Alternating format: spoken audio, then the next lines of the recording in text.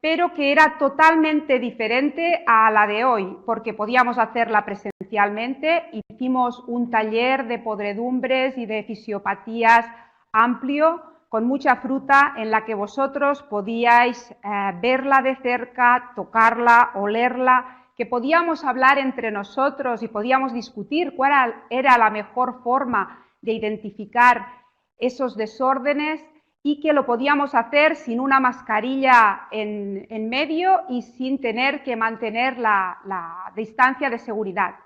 Como os podéis imaginar, estamos hablando de unos momentos en que el COVID aún no había empezado a hacer de las suyas y no había cambiado parte de nuestras vidas.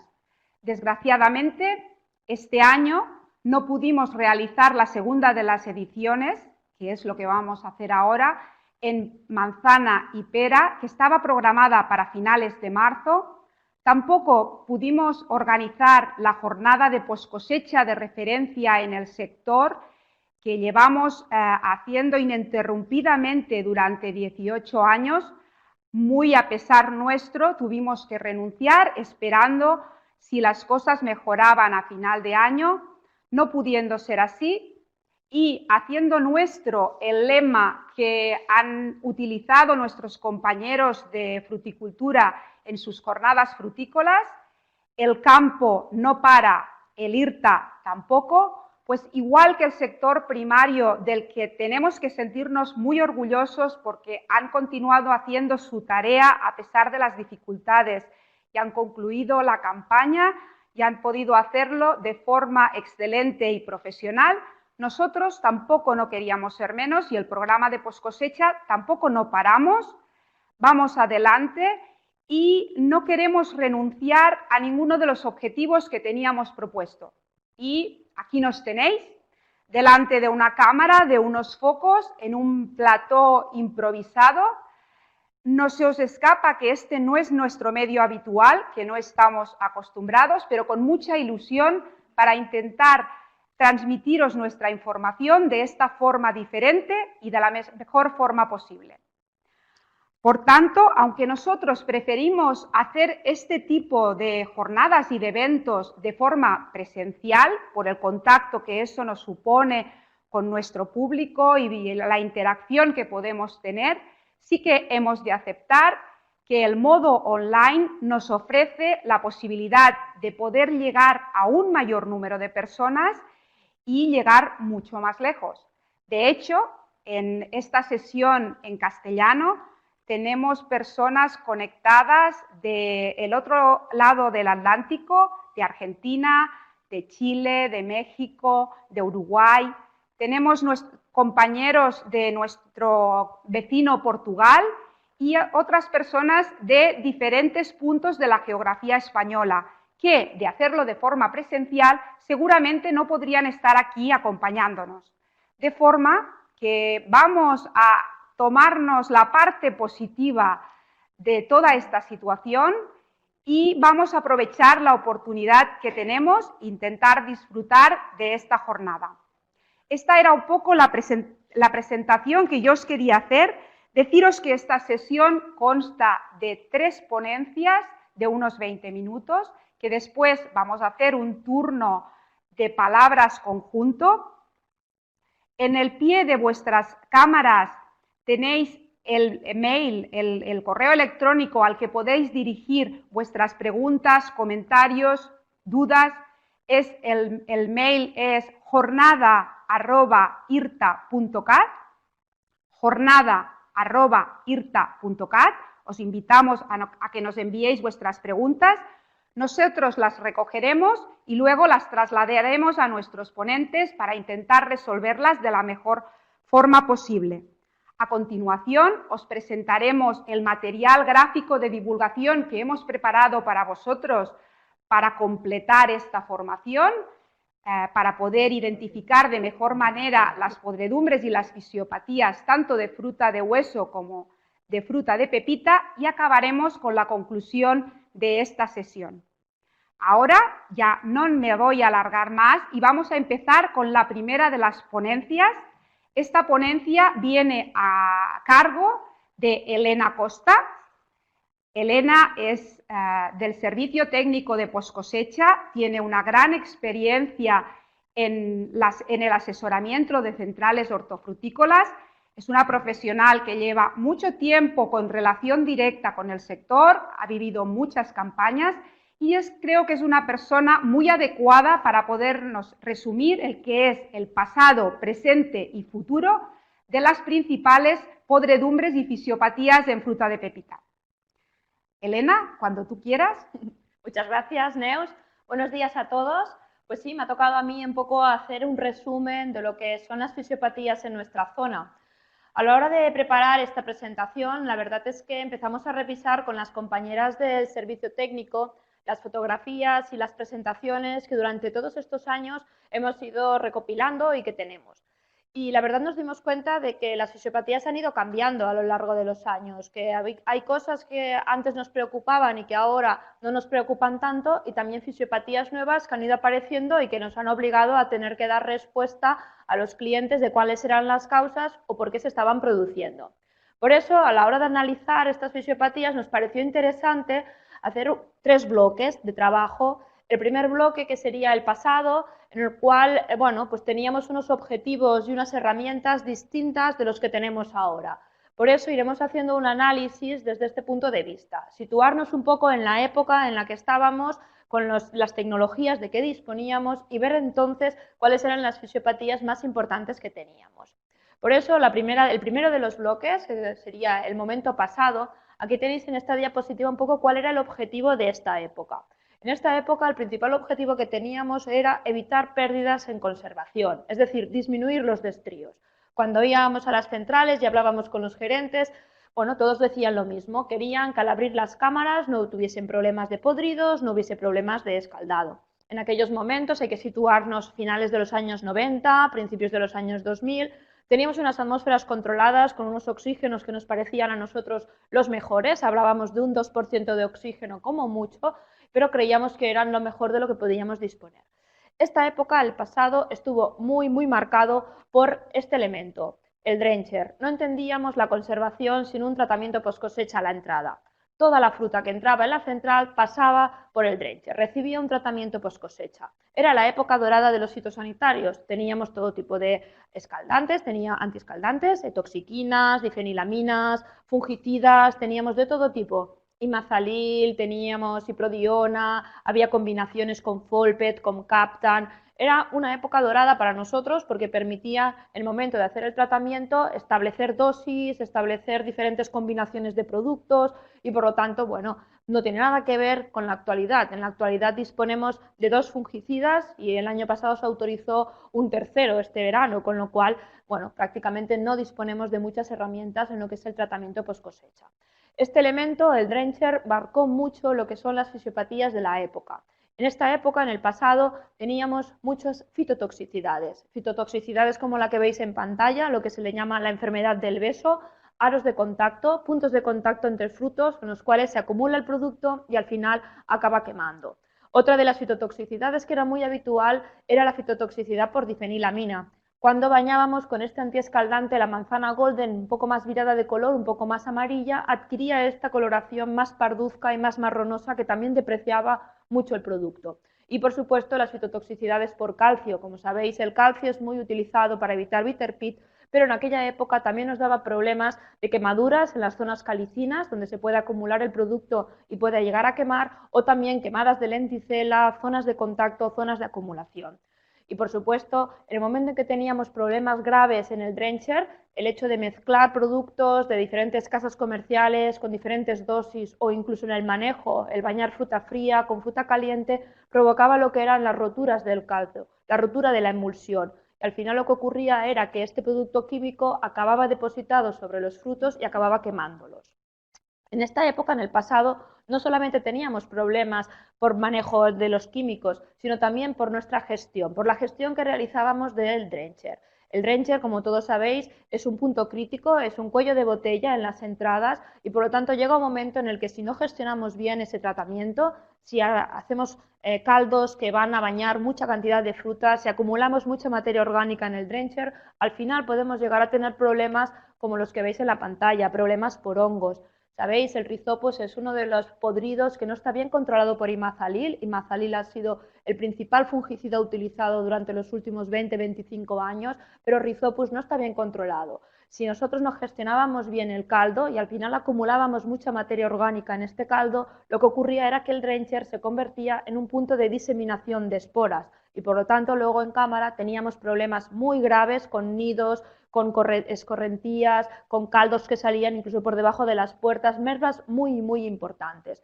Y también mermas por penicillium, como no, el hongo por excelencia en la poscosecha de manzanas y peras. Un poco también por lo mismo, el Imazalil es muy buen fungicida, pero si no gestionamos bien, si estamos utilizando, estamos bañando muchos kilos, estamos acumulando mucha materia orgánica, al final se pierde eficacia y por lo tanto tenemos problemas de penicillium y de podridos.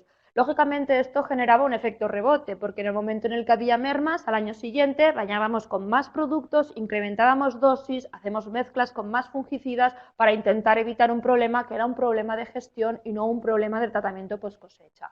Esto se terminó de golpe, se acabó de raíz, cuando la Comunidad Europea obligó a todos los fitosanitarios a pasar las revisiones para poder incorporarse dentro de lo que es el anejo 1. Para la poscosecha fue un golpe bastante duro porque se prohibieron los dos principales antiescaldantes, se prohibió la etoxiquina y se prohibió la difenilamina y nos quedamos sin herramientas para poder luchar contra nuestra principal fisiopatía, contra el escaldado. Esta tendencia a disminuir fitosanitarios ha continuado, se ha acabado prohibiendo la iprodiona, todos los muchos fitosanitarios, hasta que hace 2 años se prohibió el imazalil y por lo tanto ha habido un cambio drástico en lo que es el uso de los tratamientos post cosecha desde lo que es la época pasada a lo que es la actualidad. Así pues, con ello terminó para lo que es para nosotros el pasado, un pasado muy marcado por los tratamientos post cosecha y por el uso del drencher, y nos posicionaremos ya en esta época, en la época del presente, lo que ahora se solicita, lo que ahora se nos pide. ¿Qué se le pide a la post cosecha? A la post cosecha en estos momentos lo que se le está pidiendo es tener producto todo el año, alargar la conservación, llegar a tener conference durante todos los años para volver otra vez a enlazar campañas, tener golden todo el año. El supermercado quiere poner en el lineal todas las variedades o el mayor número de variedades posibles. La verdad es que este objetivo topa de frente con las tecnologías de las que disponíamos. Pensar que sin antiescaldantes era muy difícil conseguir largas conservaciones. Por eso, el momento presente ha estado marcado por 2 herramientas muy utilizadas que han supuesto un antes y un después. Una de ellas es el 1-MCP, el 1-metilciclopropeno, que es un inhibidor de la acción del etileno que por supuesto ha estado muy utilizado durante estos últimos años gracias a los efectos que tiene. Es un gran retenedor de firmeza, evita el escaldado, evita los virajes de color y por lo tanto la post cosecha actual está muy marcada por el uso de este compuesto. Y por supuesto el desarrollo de las atmósferas dinámicas o de las atmósferas en bajo oxígeno. Las grandes casas comerciales italianas y holandesas empezaron a desarrollar tecnologías para conseguir bajar todavía más los oxígenos, para conseguir absorbedores más potentes y en la actualidad estamos conservando peras con oxígenos por debajo del 1% o manzanas por debajo de 0,5-0,6%, valores totalmente impensables en la época del pasado. Pero, lógicamente, todo esto tiene un precio y, por lo tanto, las fisiopatías en el momento actual han cambiado y nos hemos encontrado con desórdenes internos, daños internos en fruta. Aquí, por ejemplo, veis pardeamientos internos en gala, muy ligados a lo que sería intentar tener un producto todo el año, aunque queramos conseguirlo, hay variedades que no es posible, el potencial de conservación de algunas variedades es el que es, e independientemente de que estemos utilizando productos para frenar o bajas atmósferas, la variedad va a desarrollar daños como por ejemplo que tenemos. Hay que pensar que los daños internos son mucho más difíciles que los externos. Una fitotoxicidad, un hongo, se puede destriar con facilidad en las líneas de confección, se puede eliminar, aunque tengamos más o menos destríos, pero no llega a nuestro cliente final. Sin embargo, un daño interno es un daño peligroso porque no lo podemos eliminar en las zonas de confección, de tal forma que al final acaba llegando al lineal, acaba en el supermercado y lo que ocurre es que las cadenas empiezan a cortar frutos, empiezan a ver estos daños y no solo nos devuelven esos palets o esos pedidos, sino que automáticamente cierran con la línea de negocio con la que teníamos. Por lo tanto, los desórdenes internos son francamente mucho más difíciles a la hora de la gestión que no los daños que podían ser más externos. Otro de los internos que hemos tenido durante los últimos años, el desarrollo de cavernas, los daños por CO2. Sabíamos que Conference era sensible, conocíamos de que había en las zonas del norte de Europa, en Holanda y en Bélgica, muchos daños por cavernas, daños por CO2, corazón pardo, pero no era habitual en nuestra zona en el pasado este tipo de fisiopatías. Lógicamente ahora, al trabajar con oxígenos mucho más bajos, el CO2 se ha vuelto mucho más crítico y por lo tanto han empezado a aparecer estos daños, unido a que el uso del 1-MCP sensibiliza mucho más el fruto a la aparición de estos desórdenes internos. Y aún otra más, los paralizamientos internos en Conference que durante algunos años nos han llevado bastante de cabeza y nos han hecho replantearnos mucho qué estrategias estábamos utilizando en campo y cuáles eran las condiciones de conservación a las que estábamos sometiendo a la pera para que nos llegasen a manifestar estos desórdenes internos. Así pues, el momento presente, os digo, ha estado muy marcado por estas fisiopatías internas. Pero no tenemos que olvidar que estamos utilizando herramientas nuevas y cuando uno utiliza herramientas nuevas aparecen también fisiopatías nuevas. Y esto es lo que nos ha pasado al empezar a utilizar un MCP. Hemos descubierto nuevas fisiopatías. Aquí tenéis una de ellas, es el DSB, el Diffuse Skin Browning. Aparece en manzana golden, tratada con un MCP cuando se realiza el tratamiento a bajas temperaturas. Es una tipología de chilling injury que no conocíamos en el pasado y que con el uso del 1-MCP hemos empezado a tener en algunas de nuestras cámaras. O, por ejemplo, esta otra, el Hyperbitter Pit, también muy relacionada con frutos que tienen carencias de calcio y que al final, cuando reciben un tratamiento con un MCP, acaban desarrollando esta especie de plara gigante que también deprecia mucho el valor. Así pues, haciendo un poco un resumen de lo que os he explicado hasta ahora, tenemos el momento pasado con unas conservaciones que intentábamos evitar mermas, evitar podridos, con un uso de drencher y tratamientos post cosecha bastante importante. El momento actual, el momento presente, en el que se nos obliga a tener fruta todo el año. Hay que recordar que cuando entramos en un momento ya el objetivo anterior también se le supone, por lo tanto esa fruta tiene que estar durante todo el año, pero sin mermas, no hay que olvidar esto, y que disponemos ahora de herramientas como un MCP y las atmósferas dinámicas. Y vamos un poco a ver hacia dónde vamos, cuáles son las fisiopatías que preveemos vamos a encontrarnos más. ¿Cuál es el objetivo que se está pidiendo de cara al futuro? El objetivo que se nos pide actualmente es la maduración. Se nos está exigiendo cada vez más que esta fruta tiene que ser una fruta que se pueda consumir, una fruta que esté mucho más apta para el consumo. Por lo tanto, en la actualidad podemos encontrarnos con algunas cosas un poco extrañas de entender, en el que tenemos una pera que ha sido tratada con un MCP, que se ha conservado con las atmósferas de más bajo oxígeno y que en el momento de la abertura debemos dejar en el pasillo o en una cámara a 20 grados para que su firmeza baje a 4 kilos, porque el supermercado y el consumidor nos exigen que esa pera sea una pera mucho más acabada, una pera mucho más destinada a potenciar su sabor. Así pues, lo que estamos haciendo en la actualidad es madurarlas. Empezamos ya a oír conceptos como el ready to eat, como el affinage, como que la pera coma bien, que se consuma bien, y por lo tanto estamos empezando a aplicar altas temperaturas, estamos empezando a aplicar en la pera técnicas para conseguir esos virajes de color, esas bajadas de firmeza. Por supuesto, esto lleva consigo una serie de problemáticas. Es muy complicado trabajar con un producto maduro, no tiene nada que ver trabajar con un producto más inmaduro que con una fruta que ya está avanzada, y por lo tanto esto nos ha dado algunos de los problemas que luego vamos a ver. En el caso de la manzana, ¿qué nos ocurre? La manzana, hemos tenido campañas de marketing muy importantes por parte de manzanas de alta montaña, manzanas francesas y manzanas italianas que se relacionan con una coloración amarilla y muy crujiente. Hay que recordar que nuestra Golden en el Valle tiene muchas dificultades para conseguir esta coloración y que por lo tanto vemos difícil poder conseguirlas. ¿Qué es lo que hemos hecho? Hemos intentado retrasar la maduración de la fruta para conseguir esos virajes de color. La consecuencia, que entran en cámara con almidones muy altos, almidones de 9 y de 10 y por lo tanto con potenciales de conservación mucho más cortos. Claro, cuando estamos intentando conservar un producto maduro durante todo el año podemos llegar a encontrarnos con problemas. Por eso de aquí que las fisiopatías que estemos ahora viendo y que antes no veíamos son relacionadas más con maduración. En el caso de peras, el tener que madurar a la salida es bastante dificultoso, podemos llegar a tener virajes de color irregulares, como los que veis en las fotografías. Tenéis que recordar que estos virajes, que esta maduración se realiza al final de la conservación con el producto cuando ya está confeccionado y encajado, y que por lo tanto a veces tiene bastante complicación el tema de tener que volver a reconfeccionar cajas, volver a eliminar frutos, porque lógicamente esto en el lineal no tiene buena presencia y por lo tanto no se puede vender así. O temas relacionados con escaldados de manipulación, relacionados con roces, con lo que sería el rolado, por ejemplo, para los que estéis conectados desde Sudamérica, que también empiezan a ser muy evidentes cuando trabajamos con subidas y bajadas de temperatura. Más problemáticas relacionadas con maduración, la sobremaduración. Es difícil, como os he dicho, atinar el momento justo en el que debemos dejar la pera para que se pueda comer bien, pero que tenga que tener un transporte y una venta. Por lo tanto, a veces nos pasamos y a veces lo que nos ocurre es que tenemos problemáticas como las que veis en las fotografías. Tenemos internal breakdown, tenemos problemas de hongos, problemas en la piel, con problemas de black spot, es decir, un producto con más dificultad a la hora de manejar. En el caso de la manzana, como os he explicado, el hecho de tener que poner en cámara producto más maduro ha hecho que adelantasen o que se empezasen a dar problemas de escaldados de senescencia. Yo recuerdo en el pasado que habíamos tenido algún problema de escaldado de senescencia, pero en cámaras con oxígenos muy altos, con un mal manejo de temperaturas. Sin embargo, no es lo normal en la actualidad. Igualmente lo tenemos.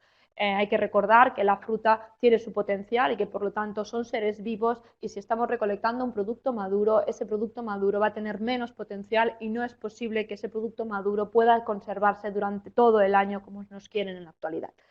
Más cosas que en un futuro probablemente vamos a ver.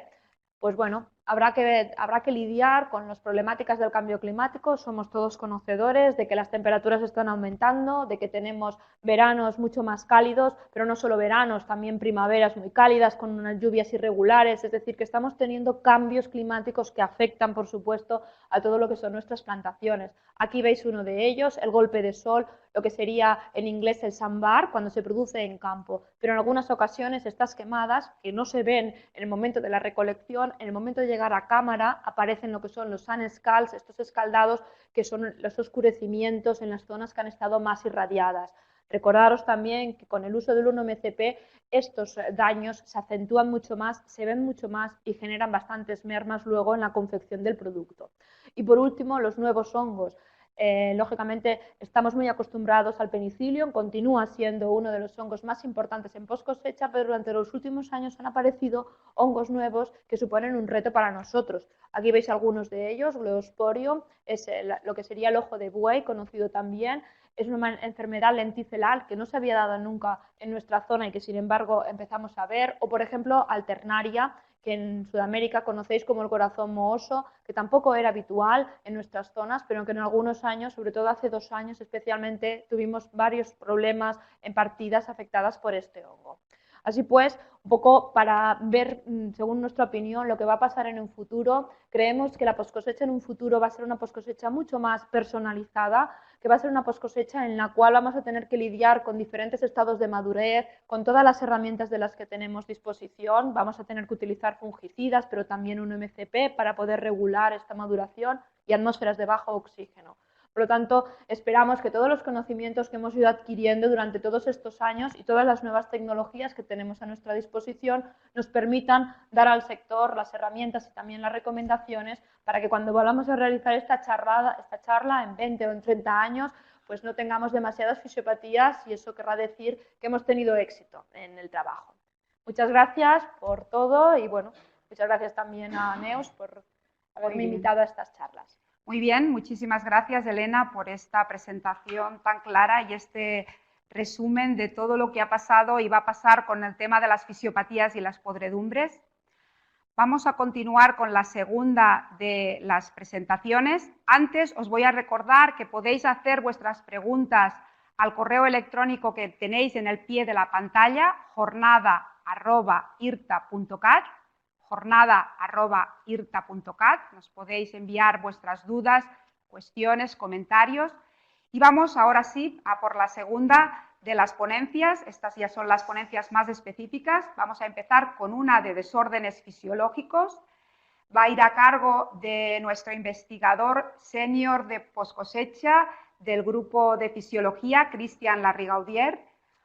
una persona que lleva toda la vida trabajando en la fisiología del fruto y en intentar controlar las principales fisiopatías de la fruta. Cristian, cuando tú quieras.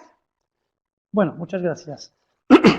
Buenos días a todos. Bueno, yo creo que todos os habéis preguntado, pero ¿por qué demonios puede ser esta alteración? Entonces, realmente, y lo que voy a intentar hacer en esta charla es explicar un poco qué son estas alteraciones, cómo se pueden identificar y cómo podemos intentar que no ocurren, ¿no? Entonces, para esto ya seguiré este esquema de presentación en el cual presentaré primero cómo se desarrollan, cuándo se pueden ver, hablaré de síntomas para cada alteración, de las causas, también ya diré cuáles son las alteraciones similares y trucos para diferenciación y finalmente recomendaciones.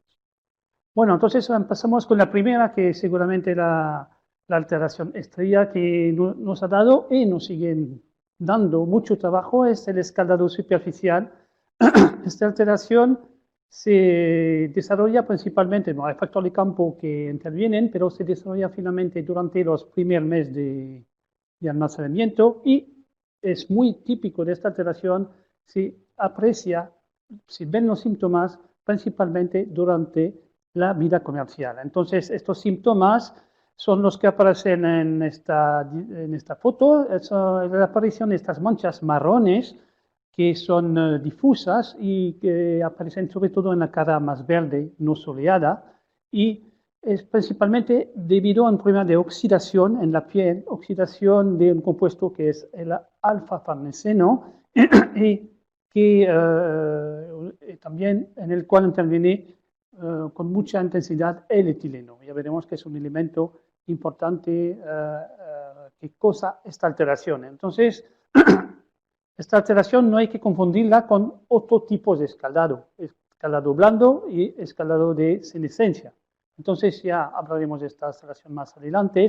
Y para diferenciarla es bastante sencillo, hay que hacer pelar un poco la piel y ver por debajo la pulpa. La pulpa no está afectada. Y lo que decía antes, esta alteración evoluciona durante la vida comercial del producto. Entonces, para evitarlo, bueno, tanto en pera como en manzana, ya sabemos que hay factores realmente que hay que controlar. Primero es cosechar la fruta a madurez óptima, esto siempre será un punto muy importante. Después es tener un manejo adecuado de la conservación, sobre todo con el manejo del etileno. La utilización del MSP, como hemos hablado, puede ser una herramienta muy interesante. También hacer una buena conservación, ¿no? Trabajar con niveles bajos de oxígeno y evitar en las parcelas que son sensibles a almacenamiento demasiado largos. Bien, otra alteración muy típica que es el bitter pit. Esta se genera básicamente en el campo y se puede apreciar ya en la cosecha o en los primeros momentos de conservación. Esta alteración se traduce por estas manchas redondeadas, corchosas, que se comprimen ligeramente. Se debe principalmente a problemas nutricionales en el campo, puede ser excesos de magnesio o potasio, pero sobre todo se debe a una carencia de calcio. Entonces no hay que confundirla con otro tipo de alteraciones como la plaga que veremos más adelante, no hay que confundirla con toxicidad química o con daños por granizo. Pero yo creo que se puede diferenciar bien porque las manchas son muy redondeadas, un poco deprimidas, se ven muy bien, tienen un sabor amargo y si se quita un poco de piel, como se chupó el escaldado, ya se puede ver que la alteración sí la podemos apreciar en la pulpa y tiene la misma forma que la alteración que está en la piel. Bueno, para evitarlo, yo creo que lo más sencillo, bueno, lo más útil es trabajar con una fertilización muy adecuada en el campo. Hay que evitar los excesos de magnesio y potasio y sobre todo, vigilar a los problemas de calcio. Entonces, ya como sabéis, ya se está practicando tratamiento de campos de calcio en campo que realmente son de interés para evitar esta fisiopatía. Bueno, también evitar recolectar frutos inmaduros o evitar los cambios de temperatura en cámara. Bien, otra alteración entonces es la plaga. Es muy similar al bitter pit, pero en este caso realmente las manchas son más importantes, más grandes, más deprimidas y realmente se puede diferenciar muy bien con el bitter pit por esto, porque también aparecen principalmente en la zona calicinal del fruto. Bueno, como el bitter pit es un problema que debido a una carencia en calcio y que se puede mejorar con tratamientos cálcicos. Entonces, se confunde con bitter pit, pero con esta sintomatología yo creo que se puede diferenciar bastante rápidamente. Además, el bitter pit aparece más bien en cosecha y esta aparece más bien después de un cierto periodo de conservación.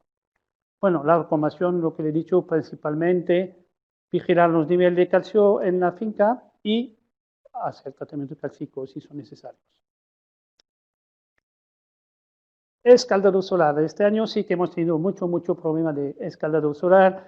Es una alteración que se va aumentando en incidencia cada año y, bueno, por supuesto se genera en el campo, es debido a un exceso de luz solar, de temperatura y se traduce por estos síntomas que también son bastante típicos. Es una alteración bastante redondeada y bueno, tenéis fases. Primero hay una pérdida de color, después aparece una mancha que puede ser marrón o un poco negrita, y al final tenemos una zona de necrosis, como lo podemos ver aquí en esta foto. Bueno, entonces no hay que confundirla con el escaldado superficial, pero claramente, a la diferencia del escaldado superficial, esta alteración, bueno, afecta sobre todo la cara soleada del fruto. Y, bueno, sencillo, si se deja estos frutos a 20 grados, la alteración no evoluciona. Entonces, es muy diferente por este hecho al escaldado superficial. Bueno, entonces, ¿cómo se puede evitar? Primero, al principio, cuando se hacen las filas, hay que vigilar mucho en la orientación de filas, que no sean expuestas al sol. También hay que mantener una cobertura vegetal que sea adecuada para evitar que haya una exposición demasiado fuerte al sol. Y a nivel del sistema de prevención, yo creo que ya los conocéis todos, se ha practicado mucho tratamiento con kaolin, que permiten evitar este tipo de desorden, pero cada vez más se está trabajando con mallas protectoras que funcionan muy bien y también se puede decir, también hay el sistema de envoltura individual que permite controlar este sistema de alteración. Bueno, ahora pasamos de las alteraciones externas a una alteración que es interna, que es la descomposición interna o YOCAT, como decimos aquí. Esta alteración, bueno, tiene factores de campo que intervienen en su desarrollo, pero se desarrolla principalmente durante los primeros meses o media conservación de los frutos. Bueno, los síntomas son bastante típicos y se traduce por esta alteración muy blanda, muy descompuesta de los tejidos.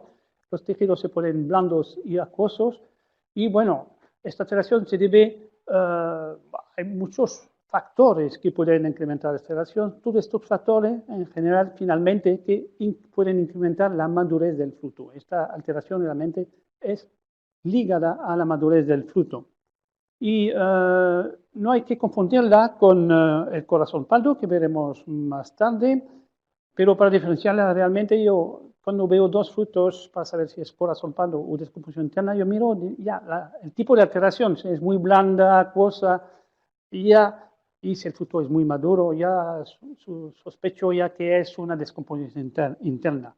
Y además, en este tipo de alteración, normalmente no hay cavernas.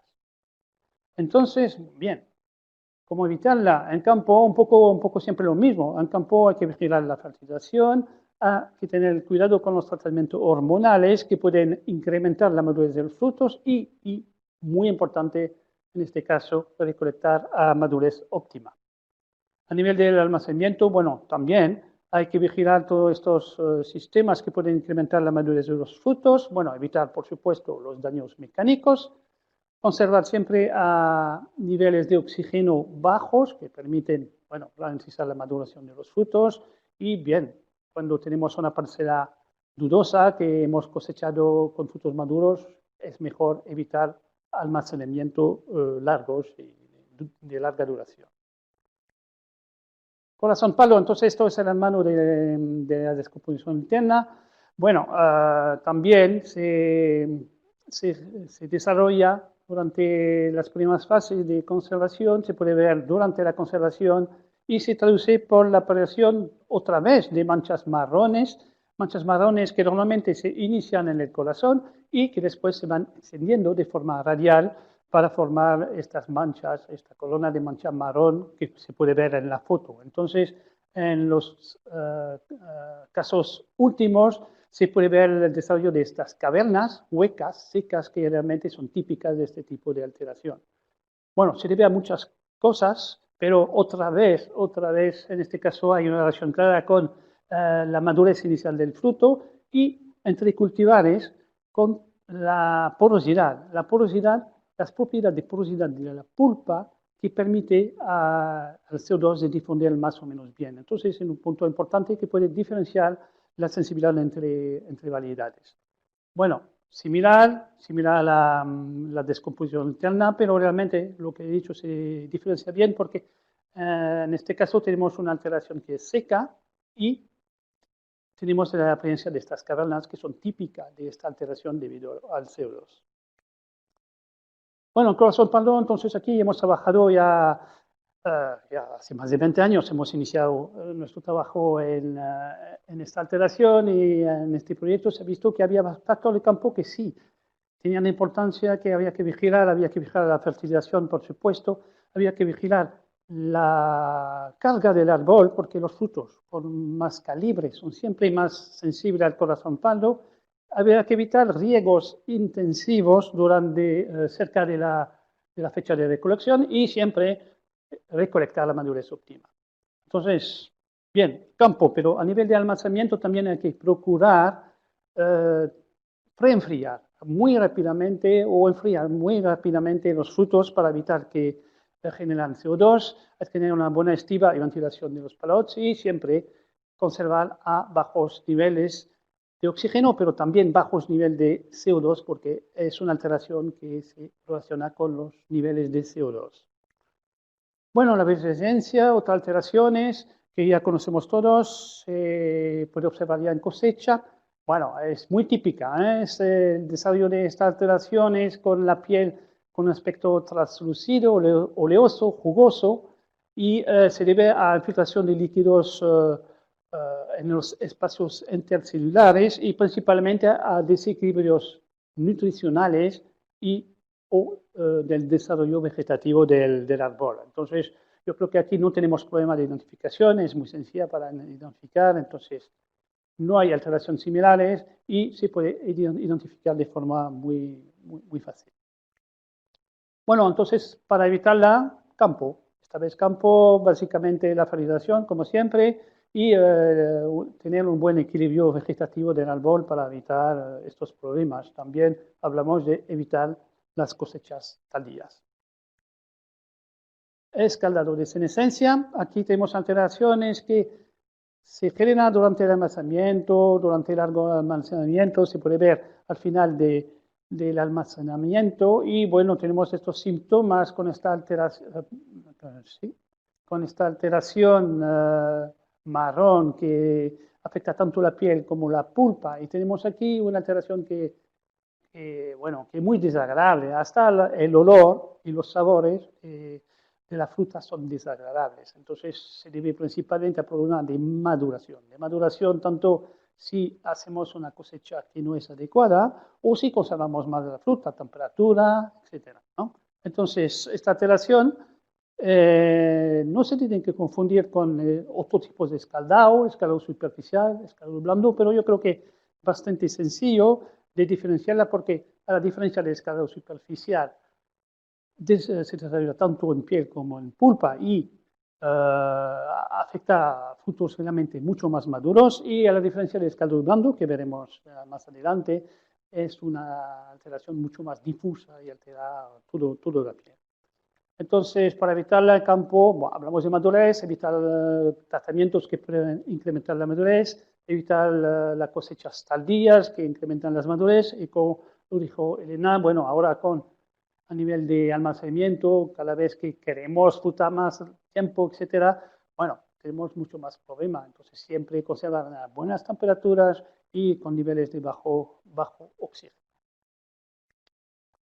Es calor blando, entonces ya ves que esta alteración realmente es muy distinta de las demás, se viene durante el almacenamiento también, y bueno, se traduce por el oscurecimiento de la piel con este contorno bastante definido. Esto es muy típico de este tipo de alteración. Se debe a exceso de madurez y también a conservación a temperaturas demasiado bajas. Entonces, bueno, se puede confundir con escala 2 en ciencia, pero sí y no, porque realmente aquí tenemos siempre este contorno bien definido, podemos tener la forma de un anillo, entonces realmente es una alteración que se puede diferenciar bastante fácilmente. Se debe a problemas de fertilización y, otra vez, a las cosechas inadecuadas. Bueno, estas son las alteraciones más comunes, pero muy rápidamente voy a presentar 2 o 3 alteraciones que también se podéis encontrar, habrá más detalles a nivel de la guía y ya podéis ver todo esto en el póster también. Hablamos del paramiento interno en gala, que inicialmente se genera a nivel del pedúnculo y va bajando hasta la zona ecuatorial, corresponde a estas manchas marrón que se ven en la pulpa y corresponde a frutos demasiado maduros o que se han cosechado maduros, que se han conservado demasiado tiempo. Bueno, se puede mejorar con arista en campo o preacondicionamiento a 10 grados. Otro tipo de daño es daño por C2 en la Fuji. Aquí tenemos estas manchas marrones y aquí depende bastante de cómo se recolecta. Si la fruta se recolecta muy madura y se quiere conservar, no tiene que ir a la atmósfera controlada porque esta fruta va a desarrollar muchos problemas. Si conserva menos madura, bueno, entonces sí puede ir a la atmósfera controlada, pero vigilar los niveles de CO2 porque es muy sensible a este CO2. Bueno, el daño por CO2 en la parte fetal, esto es realmente una alteración que es típica de este tipo de pera y que se relaciona con la toxicidad con el CO2. Podemos también hablar de arenosidad, ya creo que conocéis toda esta alteración, que afecta a la pulpa, que se pone arenosa, seca, entonces problema realmente a nivel del consumo, y se debe a un exceso de madurez también.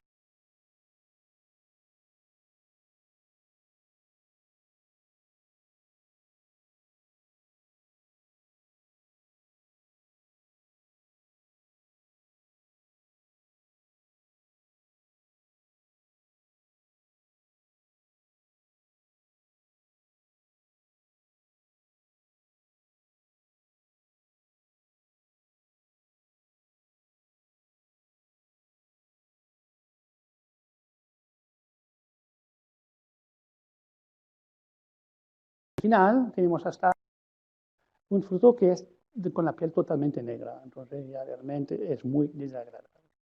Y finalmente faltan dos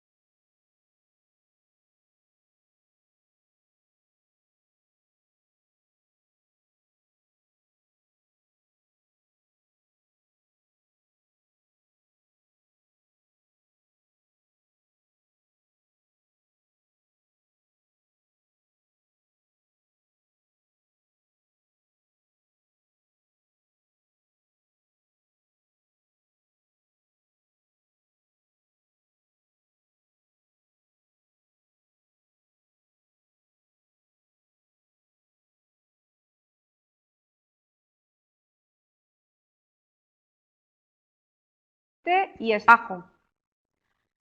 Estamos intentando recuperar la imagen. Me dicen que sí, que ya tenemos imagen, que podemos reanudar esta charla. Estos son los gajes del directo con los que nos tenemos que enfrentar. Y ahora la tercera de las ponencias que tenemos es del tema que nos falta, que son las podredumbres. Esta charla va a ir a cargo de nuestra compañera del grupo de patología de poscosecha. En esta jornada todos los ponentes y toda la gente que intervenimos somos de la casa, del programa de poscosecha. Y esta parte de la patología la va a dar Charo Torres, que bueno, es investigadora, como os decía, del grupo de patología y es una gran experta en todo el tema de la epidemiología de los hongos y de intentar controlar estos hongos, ya sea con sistemas estándar o con sistemas alternativos. Charo, cuando tú quieras, es tuyo. Muchas gracias, Neus, por la presentación. Buenos días a todos, gracias por conectaros. Y en esta ocasión la charla que os hemos preparado es el resumen de una actividad demostrativa que hemos llevado a cabo durante estos últimos años respecto a la parte de patologías y enfermedades de fruta dulce y concretamente hoy hablaremos del trabajo que hemos realizado en manzana y pera. El objetivo, lo primero que quiero explicaros es el objetivo de esta actividad demostrativa, que no es más que el intentar proporcionaros herramientas para poder mejorar el conocimiento y la identificación de las principales enfermedades de poscosecha de fruta dulce. Hoy concretamente os presentamos el material que hemos elaborado en manzana y en pera, pero como Neus ha comentado, con otra sesión anterior se presentó el de melocotón y nectarina. ¿Y cómo hemos abordado este objetivo? Pues de una forma pues, aparentemente sencilla, pero que ha implicado muchísimo trabajo, que ha sido obteniendo fruta con diferentes sintomatologías de los hongos objeto de estudio, diseñando y elaborando material técnico de diferente tipología para llegar a vuestras manos y os facilite el trabajo de identificación, realizando una sesión formativa como la de hoy. A ver si pasa. Un segundo. No me pasa la diapositiva. Ahora. Realizando una sesión formativa que es la que estamos impartiendo hoy. Y por último, todo el material que hemos generado se os transferirá al sector para que dispongáis de él para su uso. ¿Cómo hemos hecho toda esta generación de material para poder elaborar el material didáctico? Pues en esta parte de la actividad hemos trabajado con diferentes tipos de manzana y de pera y hemos enumerado los principales hongos que son causantes de enfermedades post cosecha en manzana y en pera. El orden que hemos establecido ha dependido de lo que nosotros consideramos como principales patógenos en nuestra zona. Puede ser que si estáis conectados, sobre todo en el otro lado del Atlántico, vuestro orden pueda ser diferente, pero en esencia serían los mismos hongos. Para ello, lo que hemos hecho ha sido preparar la fruta para que tenga los síntomas que nosotros queríamos mostraros. Y en general, toda la fruta la hemos tenido que herir, hemos producido heridas artificiales, hemos preparado todos los hongos, sus suspensiones para inocular la fruta y incubándola en cámara y sacándola a diferentes tiempos para que pudiéramos fotografiar y reportar todos los estadios de la enfermedad a lo largo de su evolución, incubábamos la fruta y obteníamos fruta con los diferentes síntomas. A nivel de los hongos, hemos utilizado nuestras instalaciones a nivel de microscopios y estereoscopios, lupas, para poder hacer tanto preparaciones de microscopía del aspecto de las esporas, de las hifas, como, gracias a las lupas, obtener detalles de los síntomas de las enfermedades cuando el hongo estaba en la superficie de los frutos. De esta forma, Hemos trabajado con diferentes podredumbres y agentes causales, como os he mostrado antes, y en esta tabla los podéis ver todos enumerados. En este caso, el material vegetal ha sido manzana y pera, y las alteraciones y los agentes causales están aquí enumerados. Todos ellos llevan como alteración el nombre de podredumbre, asociado a un adjetivo que caracteriza algo que muestra el hongo cuando se desarrolla encima de la fruta. Por eso tenemos podredumbre azul, causada por Penicillium expansum, la gris producida por Botrytis cinerea, la blanda por Rhizopus stolonifer, la negra producida por Alternaria alternata, la lenticelar Neofabrea alba y la podredumbre parda, en último lugar, producida por una monilínea, en este caso frutícola.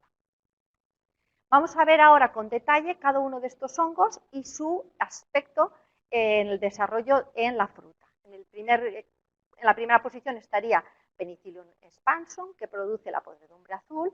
Es un hongo que está ampliamente distribuido y aparece en todas las zonas productoras de manzana y de pera. Es un hongo típico de poscosecha porque está muy adaptado al frío, necesita heridas para iniciar su proceso infectivo y lo que veremos en la fruta es una mancha marrón con un aspecto blando, acuoso y que va macerando todo el fruto y cubriéndolo poco a poco de un micelio que va tornándose de color azul a medida que se desarrollan las esporas. En esta fotografía podéis ver el aspecto de este micelio blanco cuando es el aspecto de esta superficie blanco cuando es micelio y azulado cuando se desarrollan las esporas. En algunos casos podréis observar que vuestras frutas desarrollan toda la enfermedad y quedan rodeadas por un círculo de color blanco debido al micelio y también que pueden mostrar una depresión y si quitamos toda esta zona macerada que podéis ver en la imagen, se la separaríamos fácilmente del fruto sano, quedando perfectamente delimitado la zona afectada de la sana. Penicillium expansum es un hongo que puede infectar a la fruta a través de pedúnculos y como podéis ver en las imágenes, aparece muy esporulado generalmente sobre la fruta y estas esporas son pequeñas y muy fáciles de moverse y de dispersarse por el ambiente, pero este hongo no produce nidos. Eso significa que una fruta que está infectada al lado de una sana no se va a infectar de forma habitual. Como no hemos podido hacer el taller, como os ha indicado antes Neus, debido a las restricciones que tenemos por la COVID, os muestro unas fotografías de diferentes aspectos de peras y manzanas infectadas con Penicillium expansum y a diferentes estados de desarrollo de la enfermedad, que sería lo que hubiéramos preparado para vosotros en este taller in situ que teníamos previsto realizar. Y como podéis ver, aunque en algunos casos no se ve claramente, mayoritariamente la zona macerada acaba cubierta de este color azul característico de esta enfermedad. A nivel de crecimiento en placa, Penicillium crece y esporula, dando un aspecto al medio de cultivo totalmente azulado.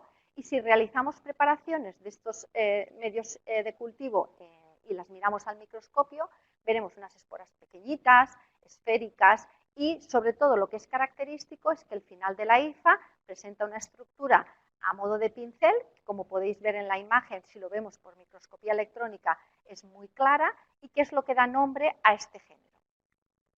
Cambiando al siguiente hongo, sería Botrytis cinerea, que produce la podredumbre gris. Es también un hongo ampliamente distribuido y presente en todas las zonas productoras de manzana y pera, pero también lo podremos encontrar infectando otro tipo de material vegetal, otro tipo de frutas, porque tiene un amplio rango de huéspedes a los que infectar. Puede aparecer en campo, pero las pérdidas y sus síntomas aparecen en poscosecha.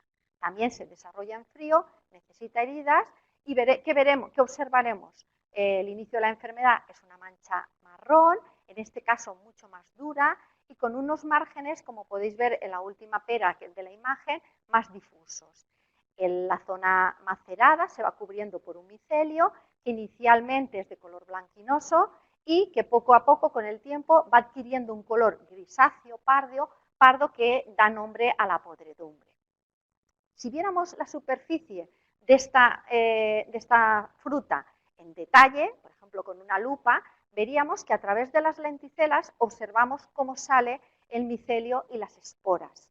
Y si viéramos aún con más detalle y se pudiera apreciar mejor en la imagen, veríamos que estas hifas acaban con una estructura ramificada en forma de árbol que es típica de este género.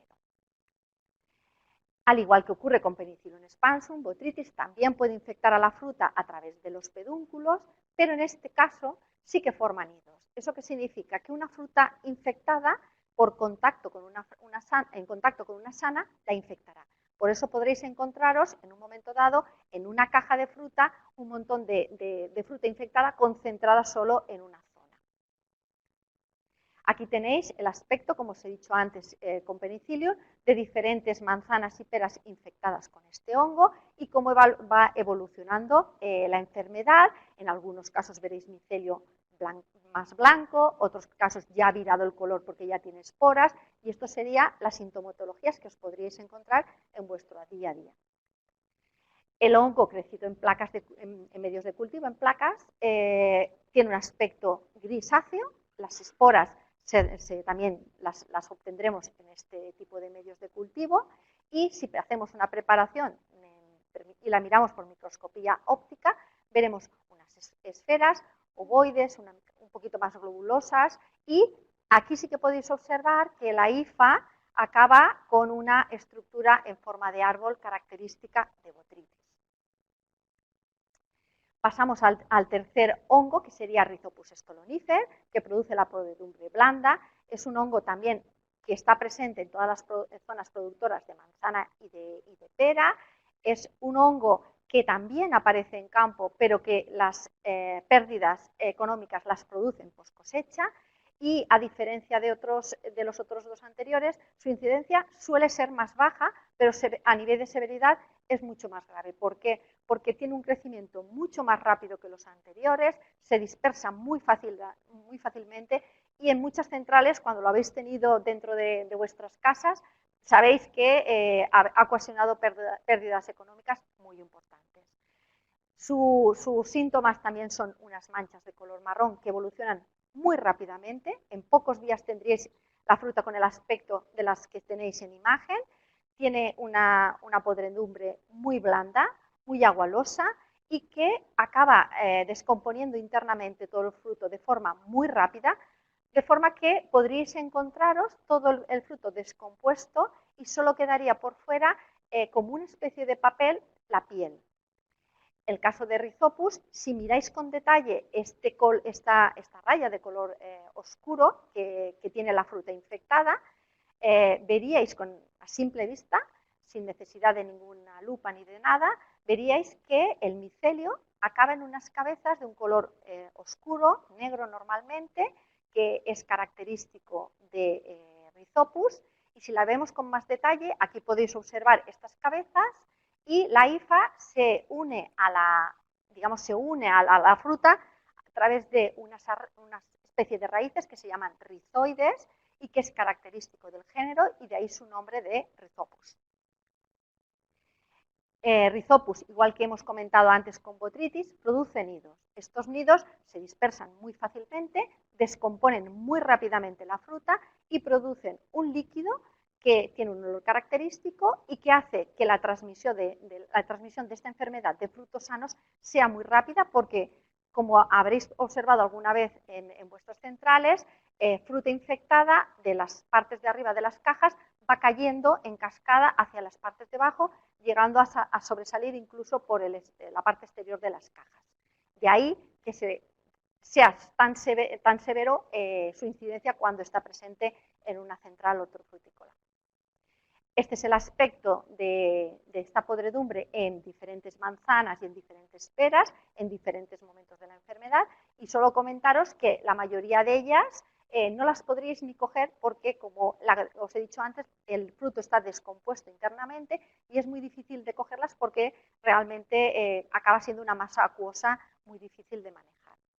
A nivel de crecimiento en placa, Rhizopus crece con un micelio blanco que rápidamente vira a color negro debido a la producción de esporas. Estas esporas las veréis muy cerca del borde de las placas Petri porque es un microorganismo aeróbico y que busca el oxígeno para su desarrollo.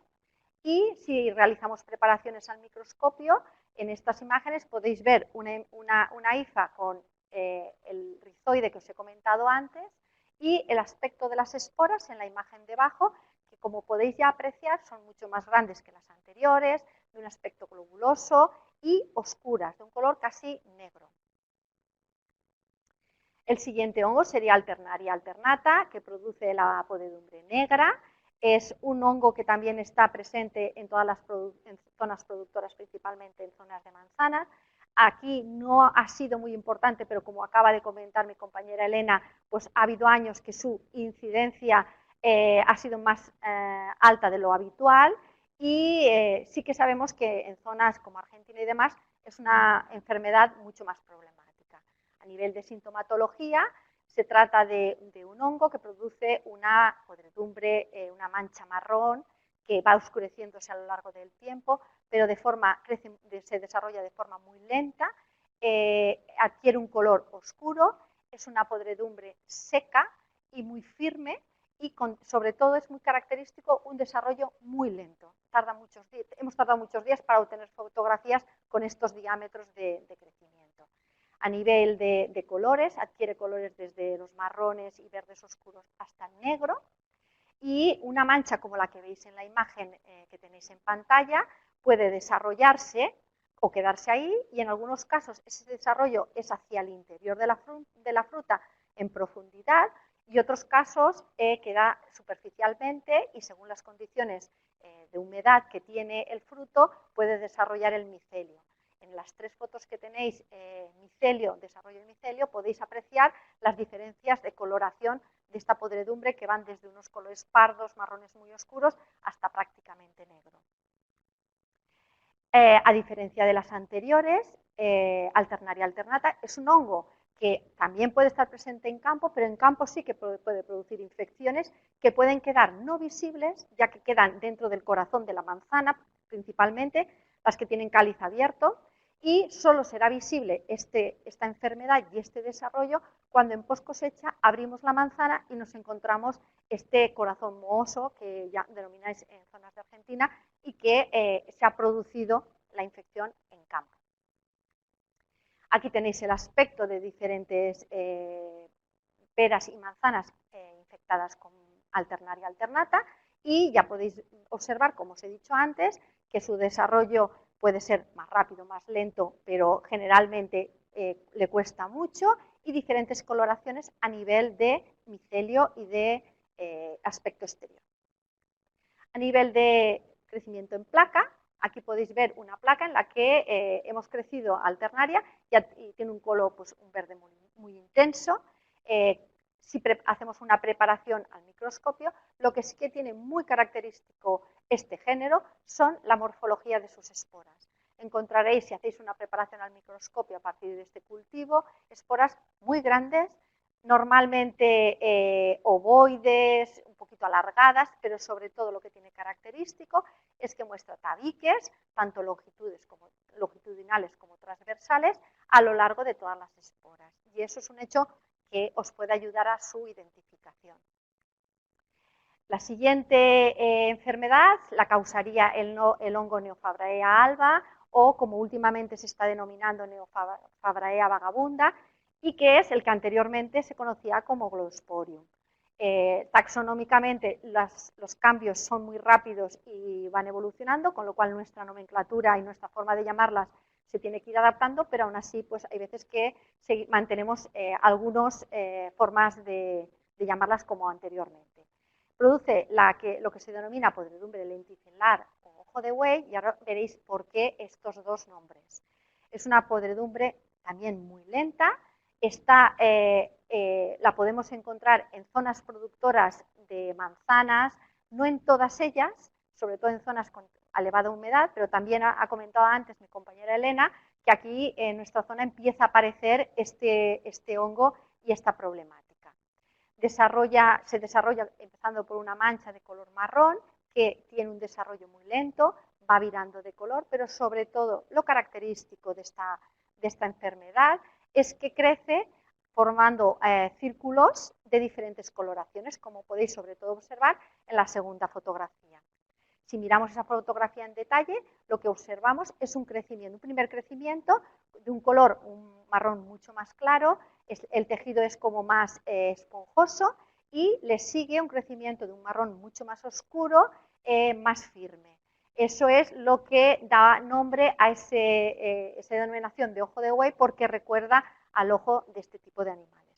Pero también, de forma natural, la podréis observar, como veis en las fotografías de estas manzanas, que sale a través de se desarrolla a partir de las lenticelas. Entonces, por eso también se denomina podredumbre lenticelar. Es un hongo que le cuesta bastante esporular, pero en unas condiciones de humedad relativamente buenas conseguimos que esporule y adquiere este aspecto que veis aquí en la manzana, y si realizamos una preparación y la miramos al microscopio, obtendríamos unas esporas largas, un poco curvilíneas, fusiformes. En algunos casos podrían recordar a fusario, pero evidentemente no estamos hablando de un hongo que puede infectar manzanas. Y aquí tendríais las fotografías de diferentes manzanas infectadas con neofabrea y en diferentes momentos de su desarrollo. En algunos casos se ve claramente este ojo de buey y aquí veis cómo va saliendo a través de las lenticelas.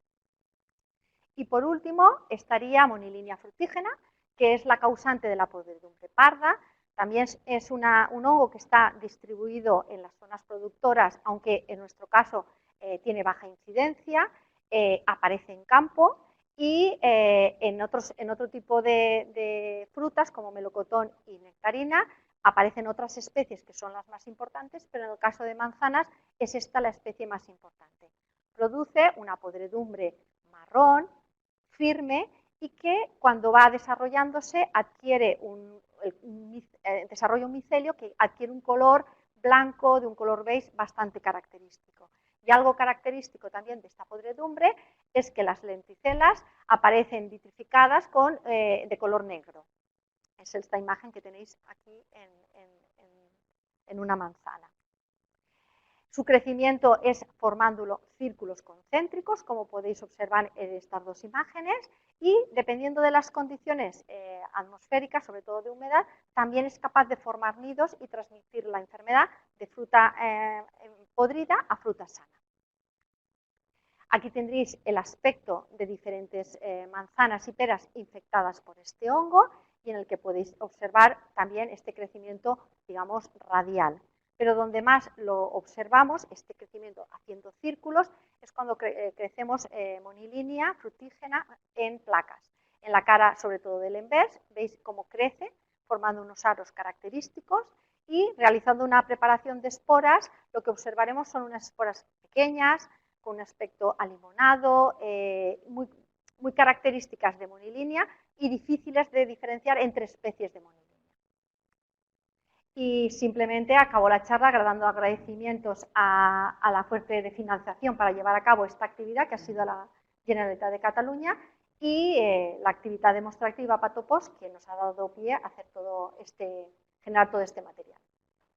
Muchas gracias, Charo, por esta presentación tan bonita y excelente. Yo creo que a partir de ahora nuestros oyentes van a distinguir mucho mejor todo lo que son las podredumbres de poscosecha de fruta de pepita. Os recuerdo que podéis continuar enviando vuestras preguntas al correo electrónico que os he mencionado, jornada@irta.cat, y mientras vamos a empezar ya haciendo las primeras preguntas en este turno abierto de palabras. Y vamos a empezar con una primera pregunta para Elena. Este año 2020 está siendo un año con bastante incidencia de descomposición interna en pera. Parece ser que además la pera viene más madura. ¿A qué crees que es debido? Sí, es verdad, este año estamos viendo maduraciones en pera bastante aceleradas. Bueno, hemos tenido un año particularmente difícil, con una primavera cálida, luego problemas a la hora del cuajado, con muchas lluvias en junio. Pero sobre todo creo que hay un factor importante, que es el tema de que a la hora de la recolección estamos utilizando la firmeza como parámetro de recolección y en algunas campañas, quizás esta campaña está siendo por eso un poco más difícil, la firmeza no nos da idea de lo que es el estado fisiológico de la fruta y por eso creo que estamos teniendo más problemas porque somos incapaces de ver el potencial de conservación que tiene la fruta en cosecha, solo utilizando la firmeza como parámetro. Muchas gracias, Elena. Tenemos una pregunta para Cristian y nos dice, de todos los factores que intervienen en el desarrollo de las fisiopatías, ¿cuáles crees que son los puntos esenciales que se deberían seguir para evitar el desarrollo de las mismas? Bueno, hay muchos factores, pero si tenía que elegir tres, yo diría que el primero sería a nivel de campo todo lo que es de la fertilización, siempre como se ha podido ver en mi presentación, en muchas de las relaciones intervienen unos desequilibrios de fertilización. Entonces, primer punto, la fertilización, yo diría. Después, segundo punto, muy importante, la fecha de recolección, cosechar los frutos siempre en la fecha óptima. Y finalmente, el tercer punto iría en post cosecha, realmente en almacenamiento. Yo creo que, bueno, por supuesto, buenas condiciones de almacenamiento, temperatura, etcétera, pero yo creo que es muy importante, y esto se habla un poco antes también, hacer una adecuación entre la entrada, cómo está el fruto a nivel de su madurez a la entrada, y el destino. Entonces, adaptar el destino, la duración del almacenamiento en función de la entrada de la fruta. Muchas gracias, Cristian. Tenemos una pregunta también para Charo, que nos preguntan qué simbiosis, si hay una simbiosis entre diferentes hongos. Yo creo que en el caso de hongos de patógenos de post cosecha, la simbiosis yo no creo que exista. Lo que creo que puede haber es hongos oportunistas, es decir, que haya un hongo principal, algunos de los que hemos descrito aquí, que sea el que realmente inicie el proceso de infección y después haya otros que aprovechando el que ya se ha iniciado la colonización del tejido, aprovechan este tejido muerto para crecer. Pero creo que una simbiosis, como pueden haber en algunos casos, en otros casos no la veo tal en los patógenos nuestros. Muchas gracias, Charo. Una pregunta para Cristian. ¿Hay alguna forma de determinar la madurez óptima? Bueno, lo de madurez óptima, de la madurez, es una buena pregunta, primero. Y segundo, tengo que decir que es un poco mi tema preferido, a decir que yo creo que el gran problema de la post cosecha es la madurez óptima en cosecha. Es decir, si logramos cosechar los frutos a buena madurez, no tenemos ni podredumbres ni fisiopatías. Entonces, lo importante es la madurez óptima en cosecha. Bueno, entonces, ¿cómo determinar la madurez óptima? Es complicado porque con las herramientas que tenemos actualmente, los parámetros, los índices físico-químicos que utilizamos, firmeza, color, etcétera, no representa la fisiología exacta del fruto. Entonces tenemos que ir hasta un marcador que sea más significativo de la madurez fisiológica del fruto. Entonces podemos hablar de etileno, es complicado, hay que medir en laboratorio, pero igual uno que cada vez se está aplicando más, que representa más la fisiología del fruto, sería el índice de almidón. Yo creo que hasta en pera hemos visto que puede ser muy interesante para determinar la madurez exacta del fruto. Entonces, bueno, es tal vez el mejor, pero tenemos que ir a marcadores más fisiológicos, vía etileno, etcétera, que podemos correlacionar con los índices de madurez de la cosecha. Muchas gracias, Cristian. Una pregunta para Elena en relación al 1-MCP, que lo has nombrado varias veces y que nos dicen que ya que ha supuesto un antes y un después, si tú crees que sí ha ocasionado más problemas que beneficios. No. Yo creo que el 1-MCP ha sido un hito muy importante en nuestra época de cara a la post cosecha y que gracias a él hemos podido continuar conservando con conservaciones largas. Recordemos que sin ningún antiescaldante es inviable poder conservar más de 3 meses, por lo tanto el 1-MCP nos ha ayudado muchísimo. Creo que es una herramienta que es mucho más técnica que lo que estábamos acostumbrados y por lo tanto, bueno, pues es normal que hayamos tenido que acostumbrarnos a trabajar con él, a ver qué necesidades tiene, cuáles son sus requerimientos, sus recomendaciones y cómo podemos entonces mejorarlo, pero desde luego creo que tiene mucho potencial y que es una herramienta muy útil para nosotros y que seguro que en un futuro vamos a utilizarla muchísimo, claro. Claro que sí. Charo, ¿cómo se previene en la actualidad la incidencia de las podredumbres en las centrales hortofrutícolas y cuáles son los tratamientos autorizados? Bueno, no los vamos a listar todos. Sí, bueno, antes ya Elena lo ha comentado en su charla, hay cada vez menos tratamientos autorizados. El año pasado se incorporó uno, habían 2 y 1 3.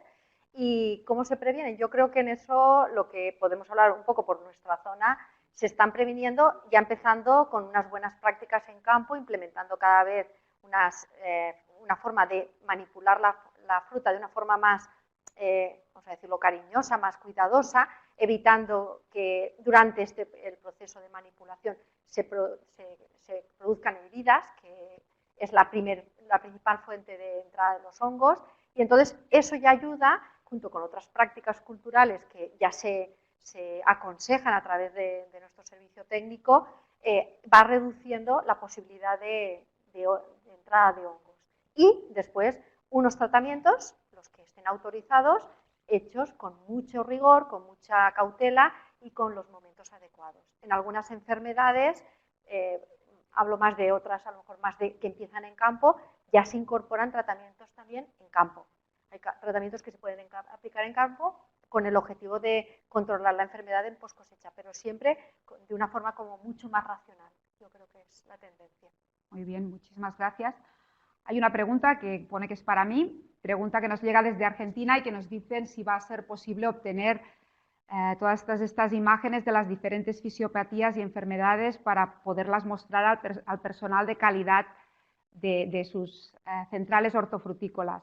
Bueno, os habéis adelantado un poco, sí, os vamos a presentar todo el material que hemos elaborado para poder diferenciar e identificarlas, en donde están la mayoría de las fotografías que han aparecido en las presentaciones, y luego vais a ver pues todo este material que hemos elaborado y que pues haremos lo posible para poder hacerlo llegar a Argentina y donde convenga.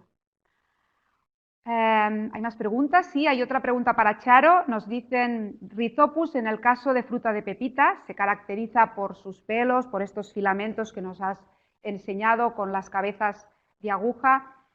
En el caso de fruta de hueso, ¿estos filamentos o estos pelos no se llegan a ver? Sí, también los llegamos a ver, los podréis ver fotografiados porque los hemos pillado a todos ellos en su momento de desarrollo. Sí que es verdad que hay veces que Rhizopus, nos ha pasado alguna vez, que cuando vemos Rhizopus fruta de hueso en campo, no es tan esta bola tan peluda como solemos estar acostumbrados. En campo queda como una cosa más bajita, no sé cómo decirlo, es como una ceniza de color muy oscuro, no es tan exagerado este pelo, pero como podréis ver luego en todo el material que hemos editado, sí que se puede observar estos pelos y estas cabezas de aguja característicos de Rhizopus en fruta de hueso. Muchas gracias, Charo. Tenemos una pregunta que es para Elena y Cristian a la vez. ¿Cómo se debe vigilar el CO2 en las variedades Fuji y Golden y cuáles son los parámetros más adecuados? ¿Quién de los dos contesta? Bueno, ¿Cómo pues, podemos ¿cómo podemos regular los niveles de CO2? Controlar los niveles de CO2.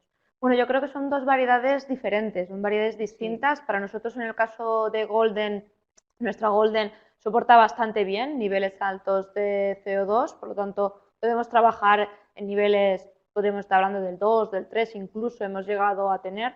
Siempre estamos hablando de que cuando bajamos el oxígeno, estos niveles de carbónico son más tóxicos, pero Golden soporta bien. En el caso de Fuji, bueno, pues en el caso de Fuji no. Fuji tiene mucha sensibilidad al CO2, sobre todo vitrescencias. Fujis que tienen problemáticas de vitrescencia, pues después acaban desarrollando daños internos, por lo tanto hay que tener mucho cuidado con ellas. Entonces, bueno, lo que hacemos es retrasar la puesta en atmósfera controlada, disminuir los niveles de CO2, no ponemos en atmósfera aquellas partidas de más sensibilidad a esta vitrescencia, Es decir, que intentamos manejar un poco la Fuji en estos aspectos y yo creo que más o menos, Bueno, no sé y si sí, quieres añadir algo. y siempre pensar que esta sensibilidad es función de la madurez finalmente. Es decir, que si se cosecha el fruto a un punto que tiene menos sensibilidad a nivel del CO2, bueno, habrá mucho menos problema. Entonces, vuelvo con la recolección óptima, es decir, que a madurez normalmente óptima, si vigilamos bien los niveles de CO2 en la cámara y no hacemos, bueno, tonterías, se puede decir, normalmente no tendríamos que tener problemas. Muy bien, muchas gracias a los dos. Y finalmente creo que queda una pregunta para Charo y que dice que cómo podemos identificar las podredumbres si a veces todas son pues esta pequeña mancha marrón que son tan parecidas entre ellas y que pues no se pueden distinguir. Bueno, pues la solución es esperar a que se desarrolle la enfermedad. Podemos incubar la fruta, como hacemos nosotros, a condiciones de temperatura un poquito más elevada y humedad elevada para favorecer el desarrollo y ver antes los síntomas. Eso sería la forma, digamos, más práctica. También se pueden hacer aislamientos y preparaciones al microscopio de lo que aislamos de la superficie de la fruta, porque como habéis podido ver, hay algunas de ellas que a nivel microscópico son muy características y muy fáciles de diferenciar, pero bueno, en general hay que esperar un poquito para ver qué enfermedad es. Tenemos otra pregunta para Cristian. ¿Cómo podemos controlar la deshidratación de las manzanas en cámaras y si depende de la variedad? Bueno, ¿cómo controlarla? Igual, bueno, me voy a repetir, primero cosechar bien porque según la intensidad de, bueno, el estado de madurez, la intensidad respiratoria es distinta, entonces pierden menos agua, entonces la madurez inicial es importante, y bueno, por supuesto, las condiciones de cámara, es decir, que aquí vamos a decir que la humedad relativa es un punto que siempre ha sido importante y que es importante vigilar, controlar, seguir, temperatura también, cuidado con las temperaturas bajas, pero deshidratación también con temperaturas demasiado bajas, entonces es un manejo siempre lo que decía un poco en mi punto de adaptar un poco cómo se entra la fruta y cómo se conserva, es un poco un ejemplo, es decir, que aquí ponemos un ejemplo los dos, si se entra bien y si se vigila bien la conservación, bueno, ya creo que vamos a evitar la deshidratación. No es un problema muy grave y que podemos fácilmente eliminarlo. Podemos también emplazarlos a una sesión que vamos a Sí, tener ahora es lo que iba a decir, que la semana que viene tenemos una jornada que va también ligada a una demostración, que es el Desifruit, que es precisamente de todos los temas de deshidratación de la fruta.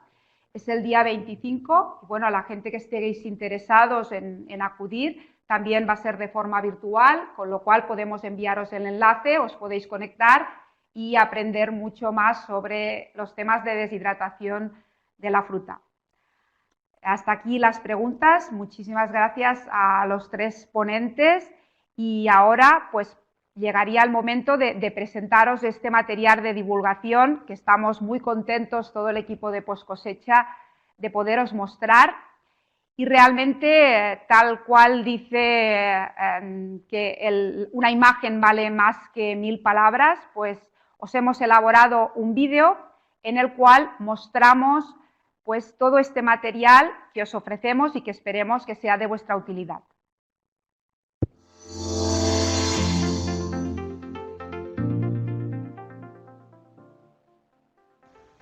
Hola. Hacía tiempo que desde el programa de poscosecha del IRTA queríamos ofreceros al sector el material necesario para poder conocer mejor e identificar lo que son las principales causas de pérdidas en poscosecha de fruta, las podredumbres y las fisiopatías o desórdenes fisiológicos. Hoy, el equipo de poscosecha estamos satisfechos y contentos de haber conseguido nuestro deseo y poder presentaros unas herramientas que estamos convencidos serán de gran utilidad para los profesionales de la fruta. Frigoristas, técnicos de campo técnicos de poscosecha, asesores y productores. A continuación, os mostraremos el material que os hemos preparado.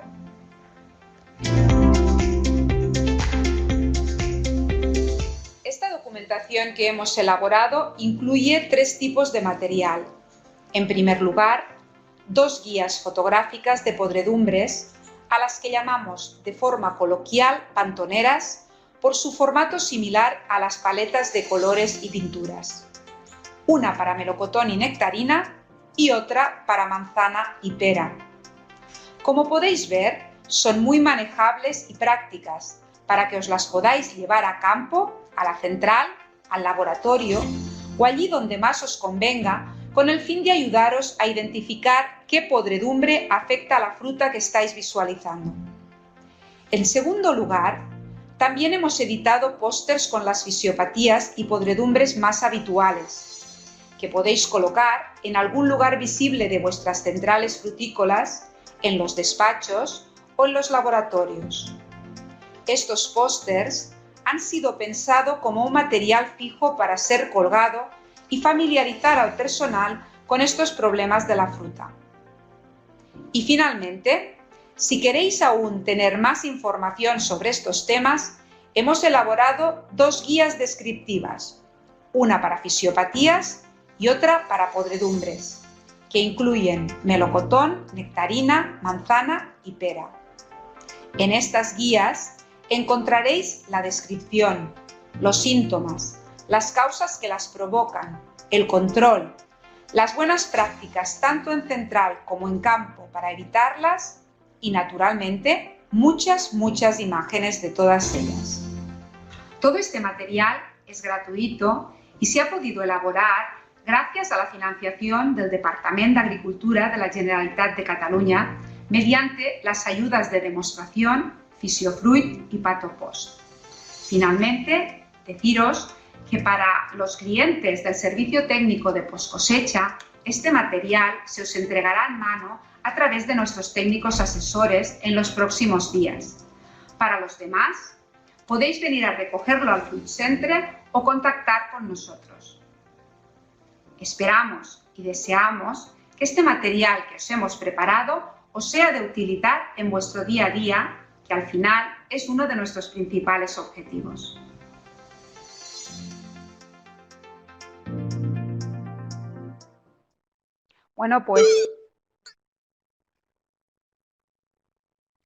Bueno, pues como os decía mi yo virtual, esperamos todos que os guste y que os sea de utilidad y podéis pasar a recogerlo o contactar con nosotros a través del correo electrónico que os ponía en el vídeo.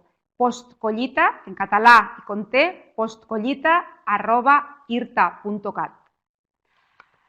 Deciros también que vais a recibir un enlace con una encuesta en la cual vais a poder dar la evaluación o la valoración de esta jornada, que os animamos a que la respondáis, porque vuestro feedback y vuestras opiniones son las que nos ayudan a mejorar y hacer las cosas cada vez mejor y en las próximas jornadas. También, finalmente, me vais a permitir que aproveche la oportunidad de dar las gracias a toda la gente que ha colaborado en esta jornada, que no son poca. Primero, dar las gracias al Departament d'Agricultura, como ya he dicho en nuestro vídeo, por la financiación. Después, dar las gracias a nuestros ponentes, porque lo han hecho muy bien, porque han aceptado el reto de ponerse delante de una cámara y de unos focos y de adaptarse a la nueva situación que todos estamos viviendo. Muchísimas gracias. También queremos dar las gracias a todo el equipo de poscosecha a la sombra, todas aquellas personas que no veis nunca delante de unas cámaras, que no estarán aquí, que están en nuestros laboratorios, que es nuestro equipo técnico, que pensad que detrás de cada fotografía que veréis en las guías o en las pantoneras hay el trabajo minucioso y excelente de unas grandes profesionales a las que queremos dar nuestras gracias, y en especial a Núria Vallllaura y Dolors Ubach, que son las que han estado delante de de esta acción. También dar las gracias a todo el equipo de transferencia del IRTA por haber hecho posible esta jornada, a Mireia Molins, a Javier Ubal, pero sobre todo a nuestra principal colaboradora, que es Montse Palau, que se ha empeñado en que esto salga bien, que nos ha montado esta especie de plató televisivo, que nos ha grabado los vídeos, que ha estado con nosotros y que ha tenido una paciencia increíble con los que no somos profesionales de este sector del periodismo. Y finalmente, pues daros las gracias a todos vosotros por seguir confiando en nosotros, por conectaros y por haber escuchado nuestras explicaciones. Tan solo me queda pues desearos muchísima salud, que tengamos todos muchos ánimos y mucha paciencia porque lo vamos a lograr. Muchísimas gracias.